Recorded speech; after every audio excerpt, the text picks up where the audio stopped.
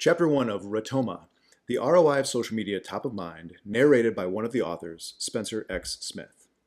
Chapter 1, The number one social media metric no one is talking about. My friend, a brilliant attorney named Erin Ogden of OgdenGlazer LLC in Madison, Wisconsin, recently told me this story. I saw another attorney today at lunch who I hadn't seen in a while. He said, "Oh, Erin, I'm going to be sending a client your way. It is a friend of a friend who I think will fit you well." Now, did he already make that connection prior to lunch? Probably, knowing him. But now the thought has solidified and the push to follow up is more present than before. Did it, quote, get me the original thought for referral? No, but it got it closer to actually happening. And I have found that once you get one referral from someone, you get more. You become more entrenched as top of mind. Top of mind, what a powerful yet nebulous term.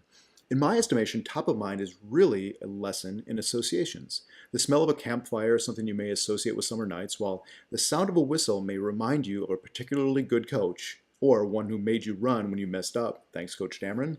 In Erin's case, an attorney saw her and it triggered the referral for Erin association. There's one question I hear more than any other when designing digital and social media campaigns for prospective customers. What's my ROI? Return on investment. How often have you asked yourself this question in relation to your online business activities? How often have you tried in vain to calculate your return on investment in digital and social media? Has it led to apathy, or worse yet, a negative association altogether? Can this stuff really work? Can social media really help me in my business? The answer is yes, because of the one social media metric no one is talking about. First off, though, let's go back to 2008. I had a sales job. I was the regional sales director and later regional vice president that required travel from Madison to Indianapolis. I'd work in Indianapolis starting Monday morning, stay there during the work week to visit customers and prospective customers, and return to Madison on Friday evening. Challenge number one. Madison is in the central time zone in the United States, and Indianapolis, the eastern time zone. In other words, you lose an hour driving to Indy and gain that hour back on the way to Madison. Because my typical Monday meetings would start in Indianapolis at 9 a.m., I would leave Madison at about 2:30 a.m. to make it on time. Challenge number two. You're driving on Monday mornings from Madison to Indianapolis. What do you do in the car during that time? Listen to music, audiobooks, foreign language instructionals? I did all of those things. After a few weeks of the same Monday morning routine over and over, I realized I was wasting a lot of time. I should really make phone calls, I thought to myself. Challenge number three. Is it socially acceptable to make phone calls before 8 a.m. Central Time on a Monday morning? Nope, don't ever do that. Trust me. Here's what I discovered though. It was okay to call people at their place of business if I knew they wouldn't be there. What's the point of that, you may be asking yourself? This is the point. During that 5.5 hours in the car, I was able to leave almost 200 voicemail messages. I don't just leave voicemails to follow up, check in, or touch base. You know, those terms we so often use when we just want to ask someone, are you ready to buy yet or not? Instead, I tell stories via these messages to highlight what was happening in my industry. I'd share thoughts on what was working well, what I saw not working well, and what my prospective or actual customers could learn from my experience in the sales field. I left those voicemails knowing two things. Number one, customers and prospective customers arriving at their offices on Monday morning would press a button to listen to their voicemail and then hear my voice. Number two, customers and prospective customers would be reminded of me as a result of hearing my voice. For any of those working in business, there's a huge difference between someone thinking about you and someone not thinking about you. To use a term from biology, there's a virtual half-life related to this fact. As the chasm between not thinking about you and thinking about you grows, the less and less likely it is that someone will consider you and your business at the right time. During my long Monday morning drives, the voicemail I'd leave from a very binary standpoint then could be summed up in two regards. Number one, either I left those voicemails or I didn't. I'd use time productively or simply waste it. And number two, either my customers and prospective customers were thinking about me or they weren't.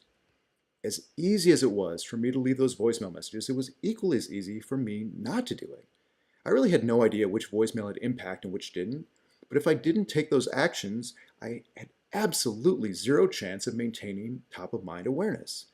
I'd at least leave these voicemails gave me a chance. Without the activity, I had zero return, while the activity, I had at least a hope of some return on my time investment in the form of top-of-mind presence in those customers' minds. It wasn't necessarily the Monday morning I'd leave those voicemails, nor the Monday after that, or even the Monday after that one. But eventually, I'd hear back from these customers and prospective customers. They'd say, you know, Spence, a few months ago you shared a story, and I'm running into a similar situation now. What was that story again? These people with whom I was trying to stay top of mind would ask me for help as a consultant and not as a salesperson. They would ask for my assistance very, very early in the sales cycle and not near the end when I would compete based on price or another commodity. How difficult is it to post something on social media? It's about as easy as something gets, right? You type some words, add an image if appropriate, and hit publish, post, or share. How easy is it not to post on social media? Equally as easy, right? There are no looming deadlines or demands. There's a major difference between my voicemails and our social media shares, though. Scale. Think about this. It would take me over half a working day to reach fewer than 200 people in 2008, and now you can reach hundreds or possibly thousands of people in minutes.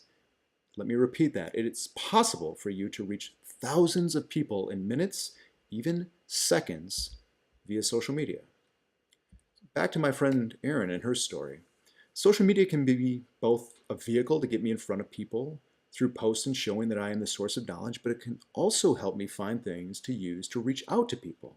I'm a content provider, so I get people mentioning my posts quite often, but even as a content consumer, it can help me find a topic for an email, phone call, or even an in-person chat about something other than the weather. What Erin said is key for two reasons. Number one, social media can first be used to listen. Find out what people are talking about before saying something.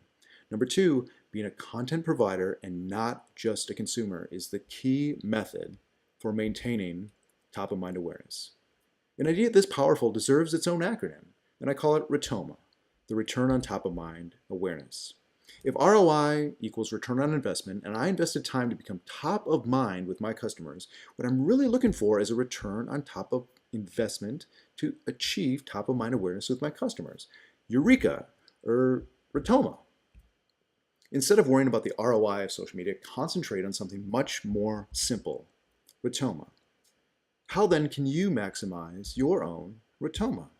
Stop spending your time sending emails or voicemails to follow up, check in, or touch base. Remember those terms we so often use when we just want to ask someone, are you ready to buy or not? Instead, tell stories through social media as well as through email and voicemail to highlight what's happening in your industry. Share your thoughts on what's working well, what's not working well, what your customer or prospective customer can learn from your experience. Either you're communicating on social media or you're not. Either you're top of mind with someone or you're not. Share your experiences, share your wisdom, and watch your Rotoma through social media soar. Would you like to read more? Check out Rotoma at rotomathebook.com or find your Rotoma on amazon.com. Thanks for listening.